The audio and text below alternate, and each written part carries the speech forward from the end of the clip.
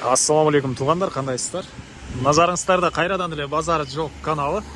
Бүгін 18 октябрь 2022 жыл мен Бишкек шары Шербаков, Орозбеков көчөсүнүн кесилишинде жүрөм туғандар.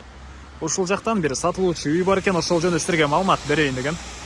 Биринчи болуп сатылуучу үйгө карай барган жолду силерге түшүндүрөйүн. Азыр мен турган жер Шербаков, Изюмский переулоктун кесилишинде турам туғандар. Жанында бир көчө ары жакта эле уже Шербаков, Орозбеков болуп калат. Сиздер бул Изюмский көчөсү менен түз түндүктү карай бир аз басып бара эле оң тарапка кайрылганда сатылуучу үйүбүз жайгашкан.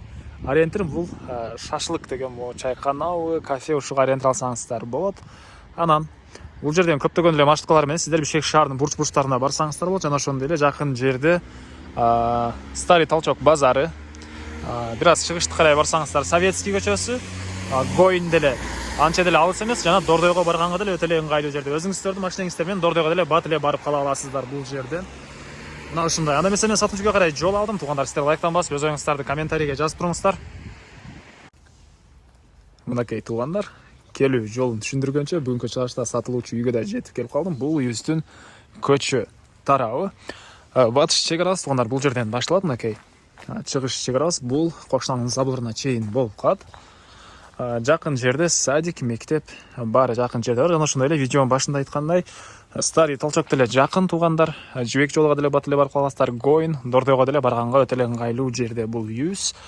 Андан ары көрүп тургансыздардай природный газ бар экен, суу, свет бар туғандар. Отопление, паровой отопление. Анан көрүп турганыңыздардай көчө тараптан ворот орнотулган.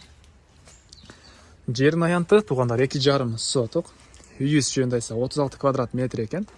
Толук түрдө кирпич менен бүтүрүлгөн, жана тышкы тараптан утеплять этилген. Пол дом туғандар. Пол дом. Андан ары кирип эле оң корого кирип эле оң тарапка кайрылсак бул жерде склад бар туғандар.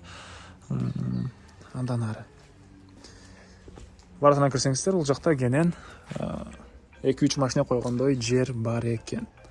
Андан ары бул үйүбүздүн чыгыш тарабы. Бул үйүбүздүн чыгыш тарабы. 36 квадрат метр, стенасы толук түрдө кирпич, газ кирген, суу, свет бар, канализациянын суусу септикке куюлат. Жана ошондой эле бул пеналар сиздерге калат экен туғандар, кимден ким алсаңыздар. Мына ушундай. Эми үйүбүздүн ички тарабын көргөзөйүн. Келип эле түз келип сол тарапка кайрылсаңыздар бул жакта баня бар экен туғандар, чакан навес. Оң тарапка кайрылсаңыздар мынакей бул жакта үйүбүздүн негизги кирүүчү эшиги орнотулган. Көрүп турганыңыздардай темирден болгон эшик. Андан ары түз кирсек бул жакта прихожка, сол тарапка кайрылсак ванна, душ, унитаз. Анан оң тарапка кайрылсак мондай бир бөлмө. Мынакей. Бул үй жагында погреб деле бар экен туғандар. Анан ушул эле бөлмөгө отопленияның котел деле орнотулуптур. Мынакей.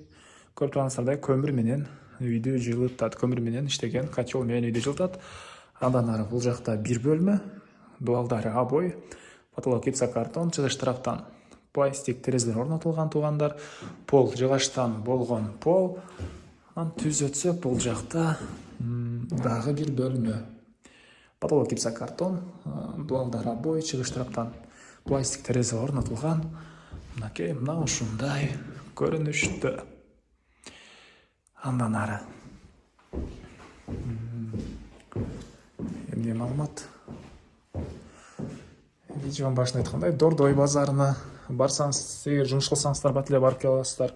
Гоин, Сум, Старый Толчок өтө эле жакын туғандар. Мектеп, садиктер баары жакын жерде.